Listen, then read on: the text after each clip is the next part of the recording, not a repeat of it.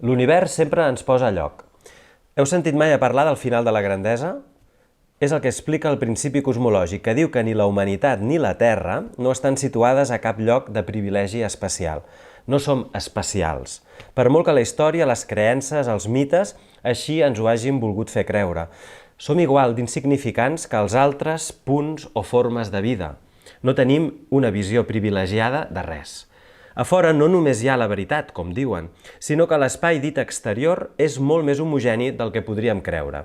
Com una sopa plena de coses que hi floten, pilota, llegum, verdura o daus a juliana, condiment, espècies, fideus del 0, del 2, galets... Això vindria a ser l'estructura de l'univers a gran escala. Les galàxies són només partícules d'aquesta sopa on hi és i flota tot. Un enorme escenari ple on la foscor té molt de pes. La matèria i energia fosca ocupen més o menys un 80% de l'espai. La foscor ho domina tot allà. Allà fora. Potser no és tan diferent al reialme d'obscuritat que també domina aquí, a la Terra, entre humans desbocats i egòlatres, entre avarícies i misèries. Potser perquè, ja és hora de saber-ho, som la part més indigesta de la sopa.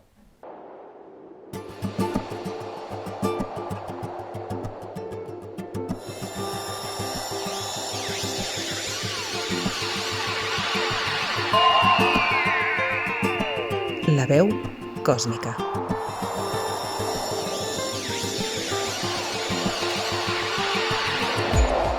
Capítol 8. Estructura de l'univers a gran escala i matèria fosca. Benvinguts a La veu còsmica, una trobada local, de base universal, de mires telescòpiques i d'importància relativa. En cada capítol, el poeta Esteve Plantada, el músic Joan Garriga i jo mateix, Lluís Galvany, des de l'Astrofísica, ens apropem als misteris de l'univers de la mà dels científics i científiques que millor el coneixen. Avui volem parlar de l'estructura de l'univers a gran escala. I ho farem amb un gran coneixedor d'aquesta matèria, l'Andreu Font. Andreu Font és investigador Ramon i Cajal a l'Institut de Física d'Altes Energies. Treballa en la cartografia de galàxies i quàsars llunyans per estudiar l'estructura a gran escala de l'univers i mesurar-ne l'expansió. Hola, Andreu. Benvingut a La veu còsmica. Hola, moltes gràcies. En el capítol d'avui entrem en un àmbit en el que les coses comencen a fer-se grans. De veritat, ja no estem al nivell del nostre sistema solar ni de la nostra galàxia, la Via Làctea, sinó al nivell on ja entrem a milers de milions de galàxies. Ens allunyem d'on estem nosaltres. I comencem a veure l'estructura de l'univers a gran escala, que, com veurem, és molt més homogènia del que podíem pensar. Per situar-nos en l'enormitat de l'univers, Andreu, tenim la nostra galàxia, la Via Làctea, que forma part d'un grup local, no? D'una vintena de galàxies, que pot sonar poc comparat amb aquest número tan gran de milions, i que per creuar-lo hauríem d'estar molts anys a la velocitat de la llum.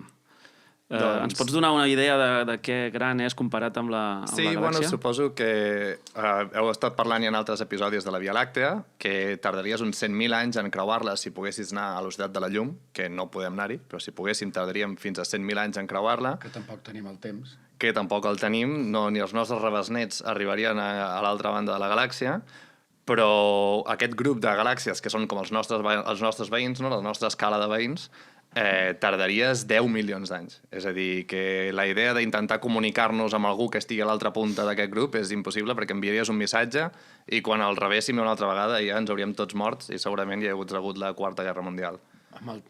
O vuitena. O més. Sí, exacte. Sí. I aquestes galàxies, diguem, a nivell local, tenen un tipus d'ordre? Estan ordenades de forma caòtica o tenen una estructura? Bueno, dins d'aquest grup de veïns, que són les nostres galàxies veïnes, n'hi ha una en concret que és Andròmeda, que és la nostra germana gran, que és una mica gairebé el doble de gran que la Via Làctea, i que és la que tenim més a prop. I que, de fet, els estudis ens diuen que ens estem apropant i que d'aquí uns quants milers de milions d'anys acabarem xocant i les dues galàxies formaran una galàxia més gran, que així és com la gran majoria de les galàxies s'han anat formant. Al principi eren petitetes, però a base d'anar-se ajuntant i xocant entre elles, han anat creixent i creixent. I un altre concepte que és interessant en això de l'estructura a gran escala és la idea aquesta de que al principi les galàxies estaven distribuïdes més o menys, o la matèria estava distribuïda més o menys de manera homogènia en l'univers, però la gravetat les ha anat apropant. Llavors, van formar unes petites galàxies aquí, unes petites galàxies allà, i la gravetat, al cap de molts i molts i molts milions d'anys, ha fet que aquestes estructures es vagin apropant. Llavors, cada vegada més, degut a la gravetat, totes aquestes galàxies cada vegada estan més a prop. I així com al principi estaven distribuïdes més o menys això de manera homogènia, doncs ara hi ha llocs de l'univers on hi ha moltíssimes galàxies juntes i després milions i milions de quilòmetres on no hi ha res. O hi ha una miqueta de gas, uns quants àtoms per aquí, uns quants àtoms per allà. Però la gran majoria de la matèria ara està concentrada en aquests nuclis, que són els grups de galàxies que estudiem. Per tant, podem dir que l'univers és molt buit. La gran majoria de l'univers és molt buit i molt avorrit. Et trobaries allà al mig, no veuries gairebé res, i en canvi, si tens la sort d'anar a parar prop d'un cúmul de galàxies, doncs aleshores de sobte sí que tindries un munt d'estrelles, explosions, quàsars i tot tipus d'objectes estranys al teu voltant. Però sí, l'univers és molt buit. Superdivertit. Seria la part divertida. Uns bons focs artificials. Has parlat de matèria abans i, clar, en aquests buit o en aquesta gran massa, diguéssim, o cosa que és l'univers, hi ha el que en diríem concentració de matèria fosca. Exacte. Quin percentatge estem parlant, més o menys? Doncs més o menys el 80% de la matèria que hi ha a l'univers és en forma de matèria fosca. I matèria fosca és el nom que se li va donar cap als anys 30, quan la primera vegada que es va descobrir aquest fenomen, i se'n diu així perquè senzillament és matèria que no podem veure. Llavors no sabem ben bé de què està feta, quin tipus de partícules formen aquesta matèria fosca, però sí que sabem que actua gravitatòriament amb la resta i que la resta de matèria nota una atracció gravitatòria molt més gran que la que tu esperaries amb les matèries que tu veus. I aleshores això de fet es va descobrir als anys 30 mirant aquests grups de galàxies que comentaven. I els astrònoms d'aquella època ja tenien uns quants mapes d'unes quantes galàxies i veien que aquests grups de galàxies, les galàxies donaven voltes al voltant d'elles mateixes dins d'aquests grups amb unes velocitats molt més grans de les que nosaltres esperaríem tenint en compte les estrelles que veiem. I ja als anys 30 van dir, aquí passa alguna cosa. Les galàxies es mouen molt més ràpid, sembla que hi hagi molta més matèria de la que veiem. I és la primera vegada que em van dir matèria fosca. Les galàxies belluguen entre elles. Bueno, t'has d'imaginar com, per exemple, els planetes donen voltes al voltant del Sol. Exacte. Doncs les galàxies també donen voltes al voltant de la galàxia més gran del barri, per dir-ho manera. Cada grup tenen això, no? Les altres galàxies van donant òrbites més o menys circulars també al voltant del centre del grup. I aleshores el que veien és que aquestes galàxies donen aquestes voltes més ràpid del que hauríem nosaltres esperat tenint en compte les estrelles que contem. I això és per la matèria. I això és per la matèria fosca. I llavors això va ser fa gairebé 100 anys i des d'aleshores hi ha hagut altres descobriments d'astrofísica que han confirmat aquesta hipòtesi, que han confirmat que la gran majoria de la matèria de l'univers no és visible, no està format per àtoms com nosaltres, sinó que està format d'una altra cosa. Però no la sabem, aquesta cosa. No. Ni tenim cap hipòtesi? Sí que n'hi ha bastantes, i de fet hi ha una matèria que és fosca i que més o menys potser n'heu sentit parlar, que són els neutrins. Els neutrins és un tipus de partícules que més o menys de tant en tant guanyen un premi Nobel. Cada 10 o 15 anys guanyen un premi Nobel els neutrins, perquè són unes partícules que tampoc interactuen amb la llum, no les podem veure, però sí que al laboratori les hem aconseguit estudiar. Llavors, és un tipus de matèria fosca perquè no la podem veure, però sabem que existeix. Ara bé, no pot explicar tota la matèria fosca que hi ha a l'univers, no pot ser que totes siguin neutrins, han de ser altres partícules que encara no sabem. Hi ha un altre tema que potser parlarem en un altre podcast, que és l'estudi de les lents gravitatòries, que és el fet de que la matèria deforma la trajectòria de la llum que passa a prop seu. I això és una cosa que ja es va descobrir també fa més de 100 anys, que es va poder veure per primera vegada, i ara també et serveix per quantificar quanta massa hi ha en un cert objecte. Llavors, tu veus un objecte i veus com aquest objecte deforma la llum dels objectes que hi ha darrere. I d'això se'n diu l'efecte de lent gravitatòria. I et serveix per medir, mesurar quant de massa hi ha en cada galàxia. I veient això també hem vist que l'efecte de lent gravitatòria és molt més fort que el que tu calcularies tenint en compte quantes estrelles té aquesta galàxia. I per tant això també ens diu que ha d'haver-hi una gran part que és matèria fosca. I quan fas els números et surt que és el mateix 80%, hi ha 3 o 4 o 5 maneres diferents de detectar aquesta matèria, d'inferir que hi ha una matèria fosca, i totes estan d'acord en quanta matèria fosca ha d'haver-hi a l'univers. Doncs bé, ara hem posat, diria, tots els jugadors al camp, no? Hem parlat de matèria fosca, que està allà, hem parlat de galàxies i de grups locals que s'ordenen i així. Hem parlat d'ordre de que aquesta estructura està ordenada. Has parlat de que les galàxies... Quan has explicat que es va inferir la presència de matèria fosca dintre d'aquests grups, que les galàxies giraven o es movien d'alguna manera que no s'explicava només amb la matèria ordinària, sinó que hi havia d'haver alguna més. I has dit, bueno, clar, totes giren al voltant de com la més gran del barri, no?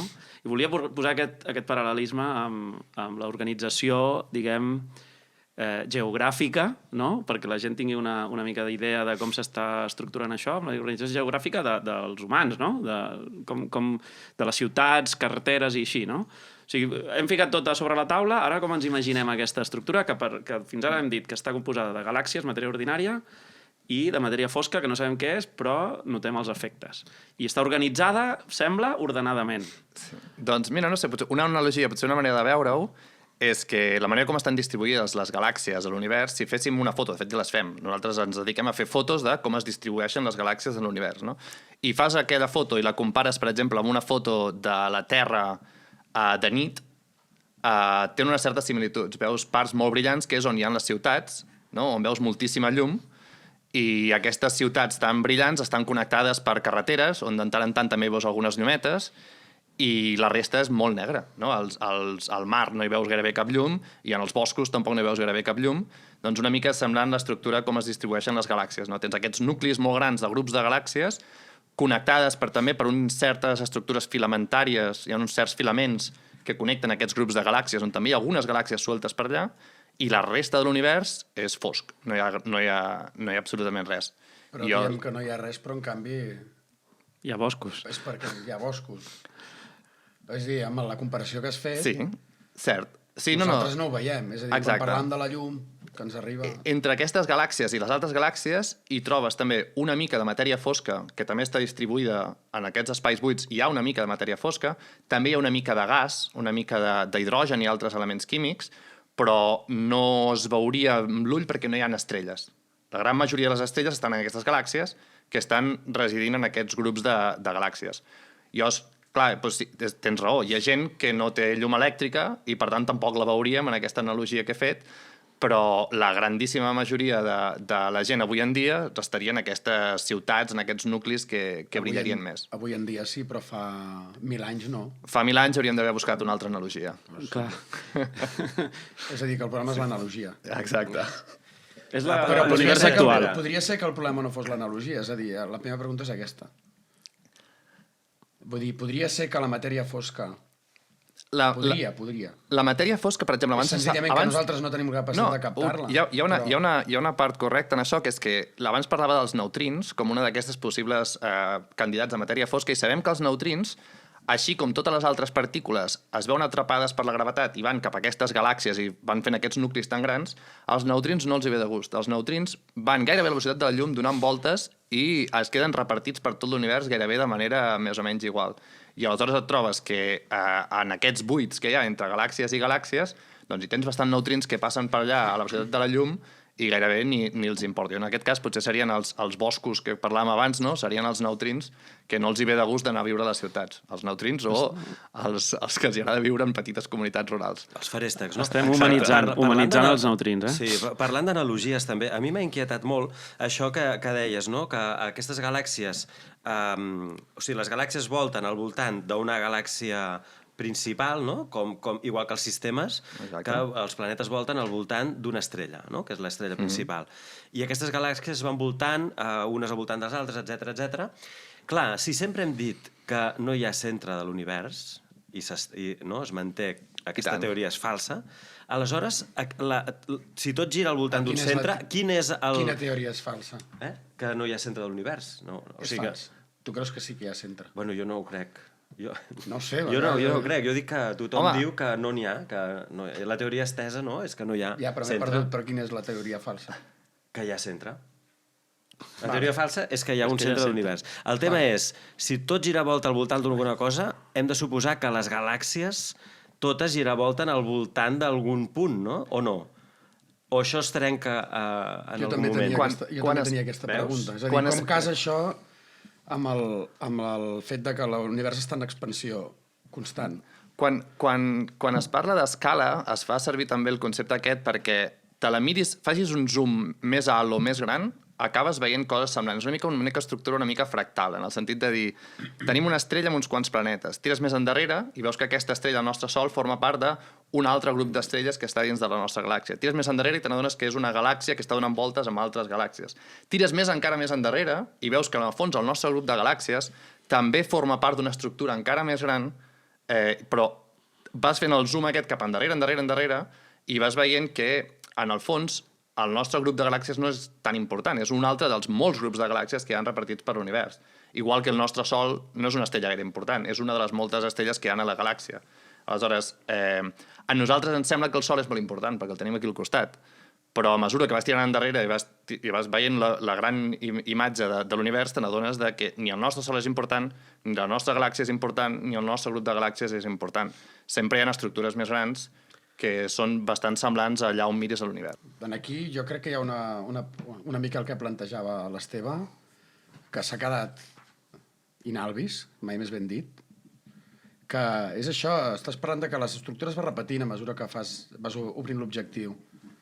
Però la seva pregunta no era aquesta, és a dir, sempre es repeteix o arriba a un punt en què no? És a dir, si estem parlant de que... Perquè si fos així, hi hauria un centre, és a dir, d'on figura que peta el Big Bang, s'expandeix l'univers, però aquestes estructures van repetint i aquests cúmuls de galàxies, o no sé com es diuen, perquè aquí... Bé, sí, cúmuls de galàxies és com un grup molt gran. Haurien de girar totes al voltant d'una mena de...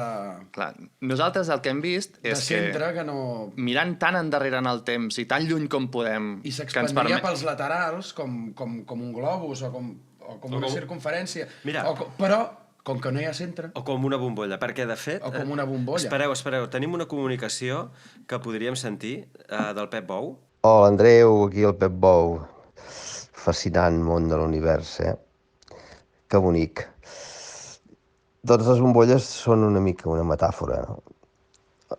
El món de l'esfera, del mínim volum, de les seves estructures quan es posen unes en contactes amb les altres, la seva part efímera, els seus colors. Bé, l'univers és molt gran i les bombolles són quasi una presència irrisòria, però en definitiva parlem d'esferes i que l'univers ens dona també una dimensió infinita, quasi infinita del temps, però les bombolles són la dimensió potser més del nostre temps. Estem de pas i hem de mirar de gaudir, entendre això que ens envolta. I res més, dir-te això, que l'univers bombolla és el germà petit de l'univers infinit i impressionant que ens envolta. Vinga, moltes gràcies, una abraçada, adéu. Què ens has de dir, Andreu? Has aclarit alguna cosa? Bueno, no està tan lluny dels primers models de cosmologia, dels primers models que teníem de com funcionava l'univers, que són els que van fer els antics grecs, que sí, jo què sé, Plató, Aristòtil i companyia.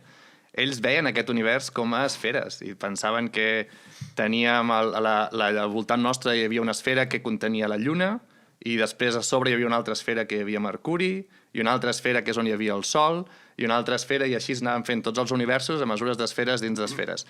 Ara sabem que no és ben bé així, però aquesta idea de que l'univers està format d'esferes dins d'altres esferes ha ajudat a la humanitat a intentar entendre una mica com funcionava el nostre univers.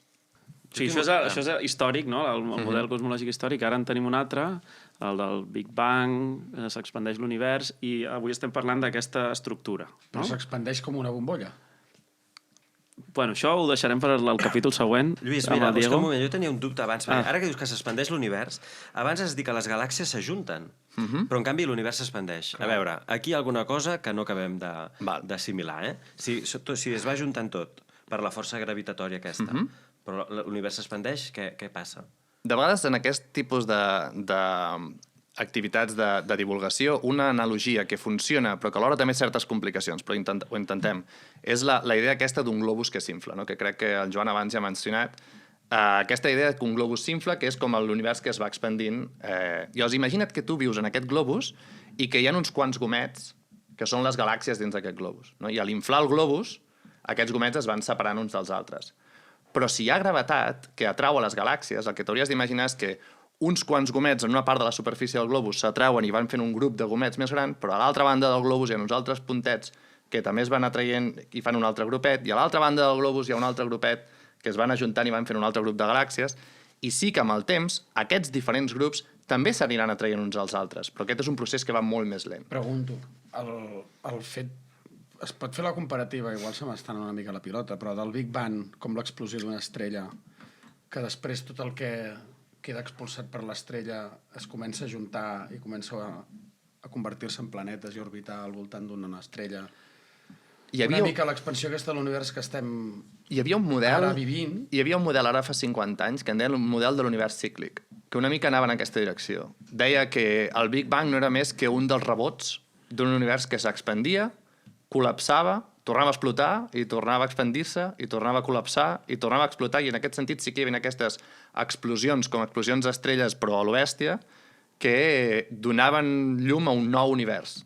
Ara el que passa és que amb el cap dels anys... Sí, com un batec de l'univers, que eren aquestes explosions cícliques que eren diferents Big Bangs. No? Podries dir, per quin Big Bang anem? Anem pel 13.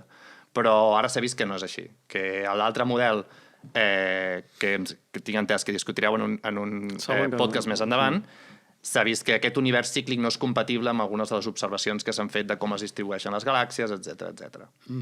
Però va ser durant bastants anys una dels grans possibles explicacions de l'univers, i de fet el nom de Big Bang era com una mena de broma que deien els que donaven recolzament a aquesta idea del cíclic per enriure-se'n dels altres, deien que és això del no sé què del Big Bang.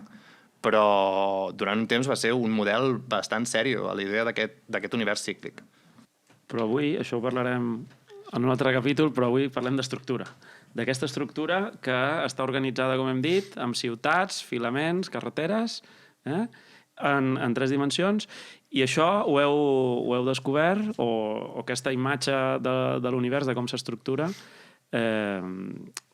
s'infereix o es mesura a partir d'uns projectes que se'n diuen cartografiats de galàxies, que és fer mapes de l'univers. Abans n'has parlat, no? Que es fa mapa de la superfície, no? Amb les ciutats i això, però també es fa mapa cap amunt, i és com es veu aquestes concentracions, aquests llocs buits, aquests filaments menys densos que aquestes ciutats, diguem, o grups cúmuls de galàxies. Ens pots explicar, per exemple, en quins estàs involucrat i quin és el que es fa, què és el que es fa amb aquests projectes? Sí, bueno, la idea aquesta de fer mapes, jo crec que és una cosa que la humanitat sempre ha tingut, no? Des de te'n vas a l'edat mitjana i en totes aquestes aventures dels viatgers que anaven amb vaixell a intentar fer mapes de l'Àfrica i d'altres llocs, no? Després més endavant. O la idea aquesta d'anar al Pol Nord a intentar fer el mapa de la part més remota de Terra, i per mi això no és més que una extensió, no? De la mateixa idea, però portada a fer un mapa de l'univers. Malauradament no hi podem anar, de moment ho hem de fer tot aquí des de casa, però la idea aquesta de fer mapes és com bastant humana.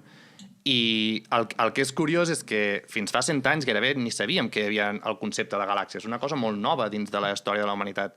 Però amb 100 anys hem passat de saber que hi ha una galàxia, després 3 o 4, després 10, ara amb aquests cartografiats que diu el Lluís, tenim desenes de milions de galàxies que hem estudiat, que tenim catalogades, que sabem com estan de lluny, que sabem on estan en el cel. Moltes gràcies. I la coca es menja també o és només de decoració? No, pot menjar. Bueno, espera, ara no que estic parlant. Ens l'ha portat al públic. Pots parlar amb la boca plena, també, si vols. De fet, el públic pot participar de seguida que vulgui. Ara els hi preguntarem, ara els hi farem alguna... Doncs això, aquests cartografiats ens són molt útils per entendre com funciona l'univers, i som grups de centenars de científics repartits pel món que ens posem tots d'acord per muntar un nou telescopi amb una nova càmera per poder fer fotos més bones, més precises, etc. I això ens permet estudiar això de l'estructura i estudiar l'expansió de l'univers i intentar entendre millor les lleis que governen l'univers. I de la mateixa manera que els cartògrafs del segle XIV feien mapamundis però que arribaven fins on arribaven i jo crec que ells devien tenir la impressió de que hi havia molt per descobrir. I, de fet, no vegis com ha canviat la cosa en 4 dies, no? Pues tu com a cartògraf tens aquesta impressió de que...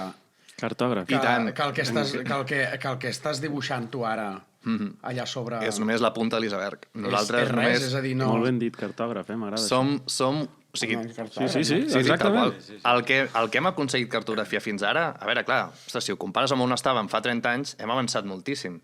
però seguim sent molt conscients que seguim mirant només al voltant del nostre univers i que si hi ha uns altres humans o un altre tipus d'éssers a un altre planeta, a l'altra punta de l'univers, ells hauran fet el seu mapa. I creiem que els dos mapes, estadísticament, seran semblants, però no seran el mateix mapa.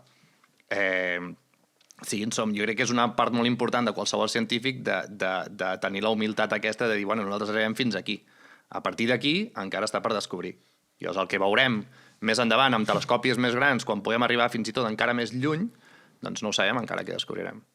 I ens pots descriure què és el que es mesura? O sigui, quan aquests cartografiats, no?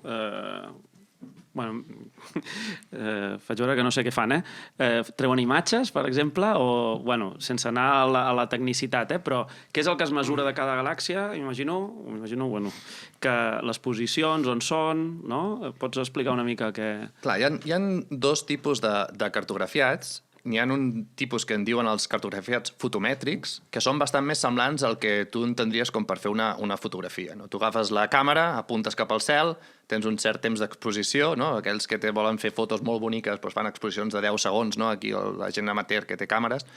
Nosaltres de vegades fem exposicions de mitja hora, d'estar mitja hora apuntant a la mateixa part del cel per poder resoldre aquestes petites galàxies llunyanes molt febles. Necessites una càmera molt gran i apuntar durant molta estona. Aquests són els serveis que se'n diuen els cartografiats fotomètrics. Després n'hi ha un altre, que és en els que jo treballo més, que ens diuen espectroscòpics. Això és una mica més complicat, però sabeu aquella imatge típica d'una caràtula de Pink Floyd, que és un raig de llum que creua un prisma de vidre i surt un arc iris, un arc de Sant Martí? Doncs la idea el que fem nosaltres és el mateix. És agafem cada llum de cada una d'aquestes galàxies, la fem passar per un prisma, no és ben bé així, però la idea és similar, de manera que podem saber no només si és molt brillant o si és poc brillant, sinó si aquella galàxia ens n'arriba llum més verda o més vermella o més blava o més de diferents tipus de colors, en diem diferents longituds d'ona. I això ens permet obtenir molta més informació d'aquella galàxia i poder-ne arribar fins i tot a entendre si és una galàxia on té moltes estrelles joves o si són estrelles més velles o si la galàxia fins i tot si s'està movent o no s'està movent, perquè això també canvia una mica el color que en rebem, etc etc. I aleshores, aquests cartografiats espectroscòpics són una mica més petits. Nosaltres ara estem treballant en un projecte que en diem DESI, que ara n'hem observat uns 20 milions de galàxies, que és relativament petit perquè n'hi ha d'altres que potser en porten 300, però ells no tenen aquesta informació tan bona que tenim nosaltres dels diferents colors i les subtileses de cada galàxia.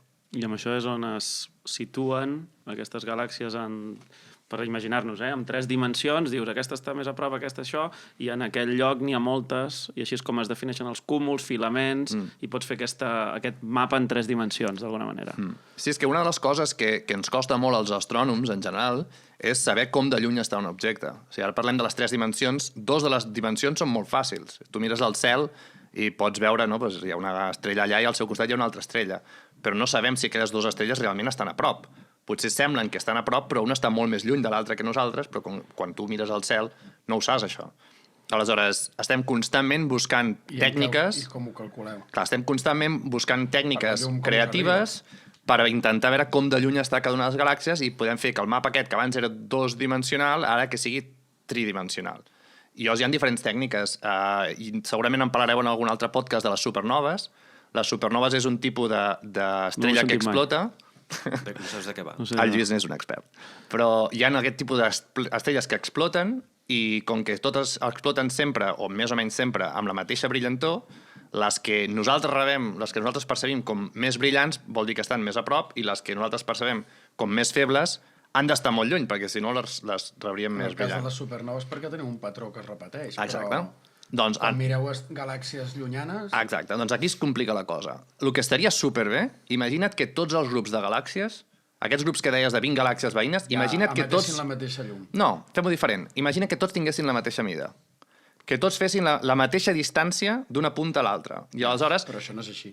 Bueno, més o menys. Arribarem molt allà, més o menys. Si fos així el cas, aleshores tu podries dir... Tu podries mirar grups que estan més a prop i grups que estan més lluny i com que semblarien que uns són més petits que els altres, podries deduir que uns estan més lluny i que els altres estan això. No és cert que tots els grups tenen el mateix tamany, però el que sí que és cert és que quan mires a escales molt, molt, molt més grans, fins i tot... Tendeixen a tenir el mateix tamany. Hi ha una escala en concret que es correspon a 150 megaparsecs, que hauríem de fer el càlcul de com es correspon això en quilòmetres, però bàsicament molt lluny.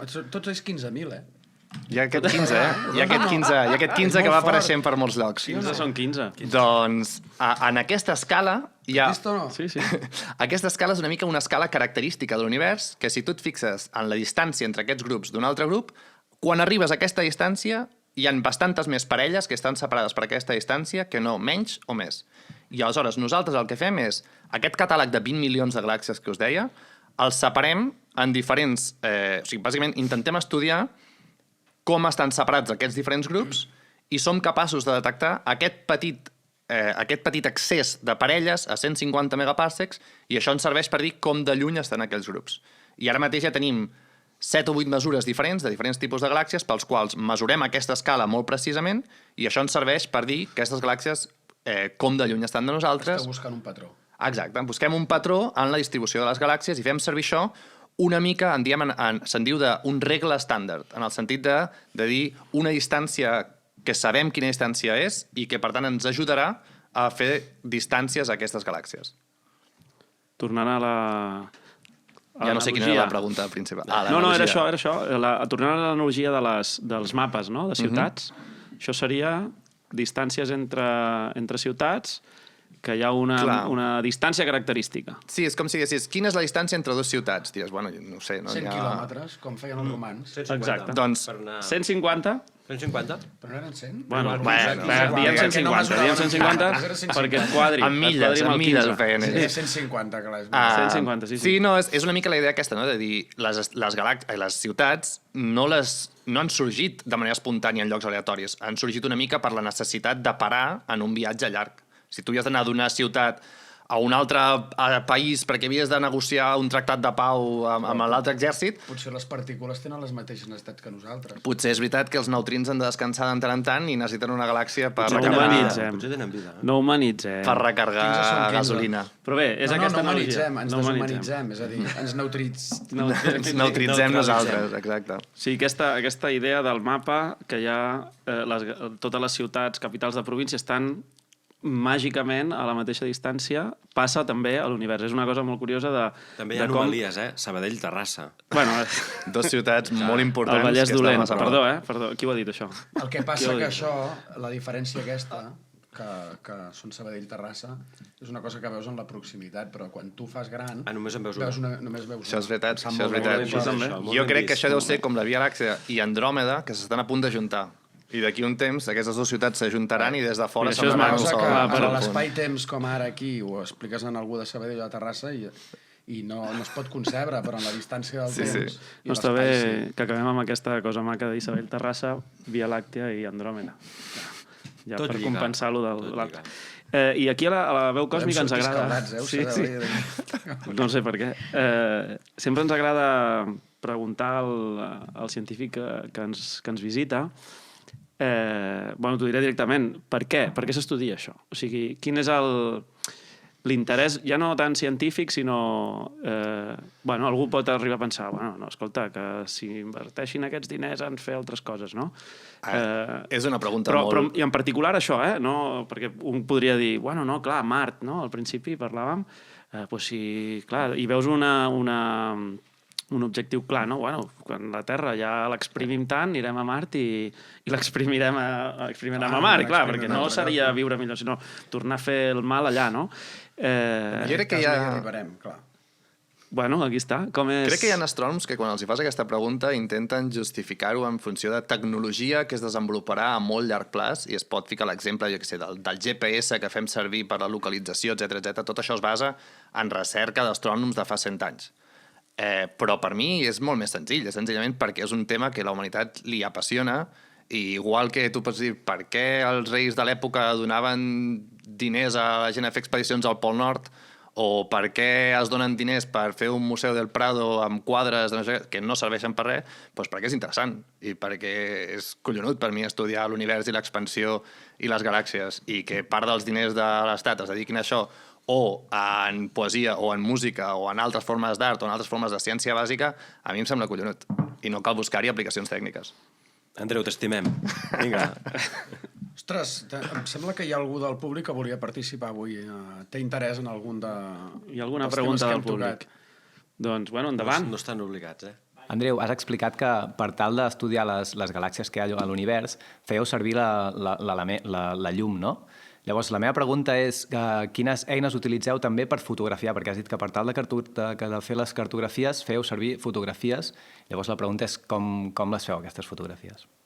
Doncs amb telescopis, bàsicament els mateixos telescopis que tu podries comprar en un supermercat d'aquí i que de vegades ara ja els fan, que pots enganxar-hi el mòbil i fer una foto amb el teu mòbil enganxat al final del telescopi, doncs multipliqueu això per molts números, però en el fons acaba sent la mateixa idea. Ara jo treballo en aquest telescopi que us deia de DESI, que està a Arizona, i és un telescopi que l'hem de ficar en un edifici de 4 pisos, perquè és molt gran. I la càmera no és un mòbil, és una càmera que és gairebé com aquesta taula.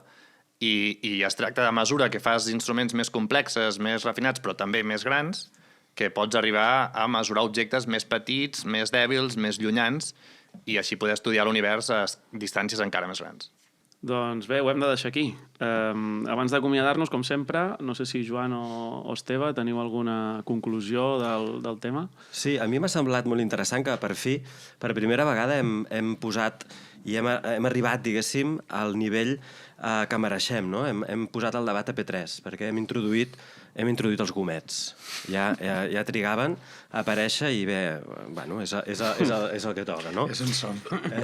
El problema és que després hem parlat de megaparsecs i de Sabadell i Terrassa i la cosa s'ha complicat, i ha tornat a pujar. Una altra cosa que és molt destacable d'avui és que hem trobat una connexió musical molt evident. Avui ha sortit Pink Floyd aquí, Vull dir, escolta'm, la cosa va millorant, això, Andreu. Una altra cosa que hem introduït avui, que també m'ha fet molta gràcia, és que hem conegut uns personatges fascinants que són els neutrins. Els hem conegut avui. Estan asseguts. Sí, que els neutrins... No estan dins de la galàxia, sinó que no es veuen. Són matèria fosca. Però hi Són matèria fosca. I emeten preguntes, ho heu sentit, oi? Sí. Doncs els neutrins, cosa molt curiosa, el nostre convidat ha dit que guanyen un premi Nobel cada 10 anys. Els neutrins. Els neutrins. O sigui, si tu estudies neutrins, tens estadística cada 10 anys un Nobel, no? Cal? Més o menys. És una dada realment interessant. I també m'ha quedat molt clara que els neutrins són lliures, perquè fan el que volen, els que els rota, no? És com una mena de terrorisme intergalàctic, no? No saps mai què pot passar. És el poder de la no identitat. De l'anarquia. És que l'univers, en el fons, no estan identificats. és molt anàrquic. I què pone tu DNI? No posa res. A més, ha dit el nostre convidat que els neutrins no els han vist encara, però que els han estudiat. Això és una cosa, no? És allò. Després diuen de la fe i de no sé què, però, aviam, la seva raó també té algunes llacunes importants. Però bé, això és un altre tema. I per acabar, l'univers, ha dit el convidat, que s'assembla a la Terra de nit. Això m'ha fet bastant llullo, en general, No sé vosaltres com ho veieu, però que s'assembli a la Terra de nit no sé si és bo. I aquí ho deixo obert, no sé, El Joan no ho veu tan clar, No, ara m'has deixat amb això de la Terra de nit. Està bé la Terra de nit, no? De fet, Millor cada dia, Depèn del barri. Jo últimament... No, jo en general soc... És que és nocturn, crec... el Joan. No. És que... Això té doble lectura. Vull dir, en el moment en què hem omplert de llum la Terra, nosaltres, de llum artificial, hem deixat de veure la llum que ens arriba de les estrelles. I llavors l'estem perseguint constantment. És a dir, estem perdent la nit. És lamentable. És important tenir nit per poder veure la llum, si no, deixem de rebre-la. Jo, a conclusió, no sé si he arribat a una conclusió, com sempre, no arribo massa conclusions. El que sí que he vist, no sé si és perquè és el capítol número 8, però que li dones la volta al 8 i es converteix en el signe de l'infinit. Hem començat a parlar d'esferes, que és dels símbols de l'infinit, no? Perquè una esfera perfecta té punts infinits i l'univers com aquesta bombolla o no bombolla que s'expandeix i aquesta mena d'estructures que es van repetint indefinidament a mesura que te'n vas allunyant m'aboca a l'infinit, el qual em fa com a humà o com a ésser que sóc, no sé com, però que està acostumat a definir les coses, lo de l'infinit és una cosa que no em cap al cap i que m'aboca, em dóna vertigen. Però al final és el misteri, no?, de tot plegat. I avui, per primer cop, ho hem tocat, perquè, clar, ens havien explicat coses més pròximes on tot semblava que està definit i aquí ja estem tocant El punt pirulí que diu el Jaume Sisa. I saps que no és infinit?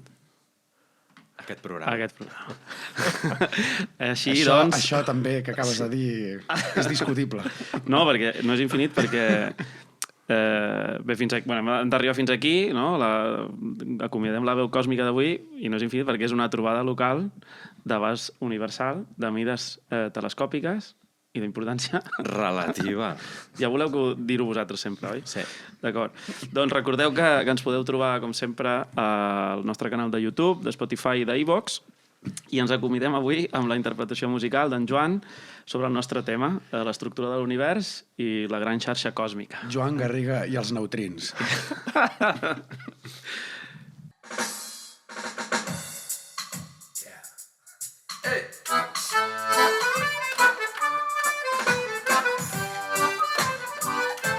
Enfilant-se amunt l'Andreu a les estructures.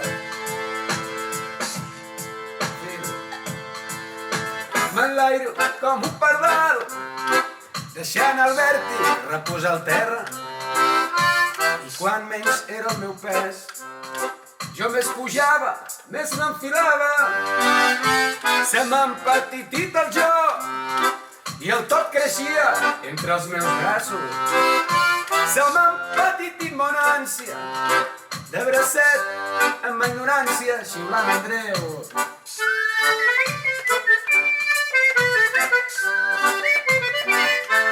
Amunt, amunt.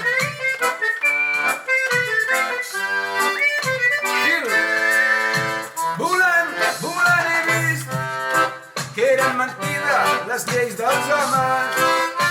Volant, volant he vist que eren veritat les cançons de dones.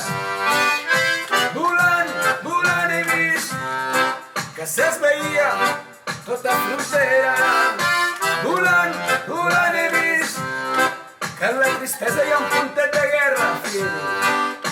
Que l'aire és la companyia i el foc vol sabidoria, si no crema. I l'aigua amaga la vida i la terra amb la panxa crida.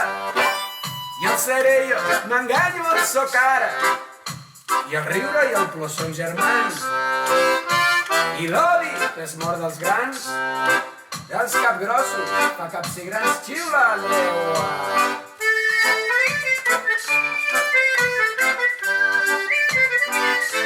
Amunt, amunt.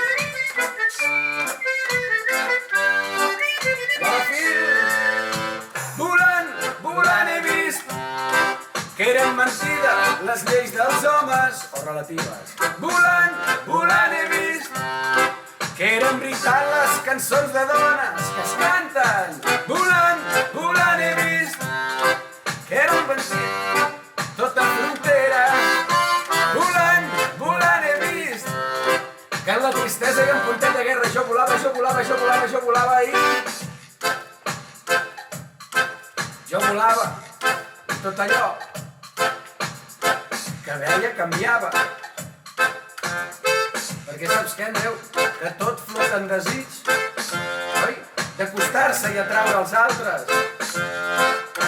Que no em passa res estrany, ni a tu, ni amb ells, ni als neutrins.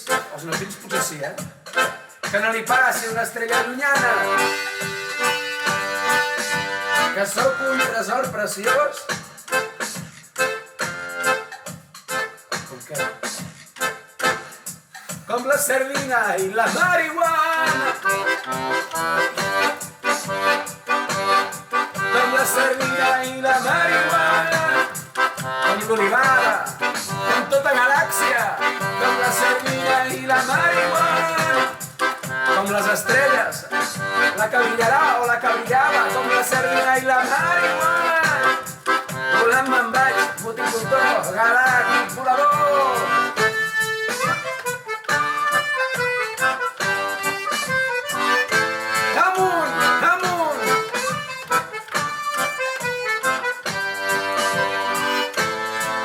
Gràcia Andròmeda. Terrassa Sabadell. Ole!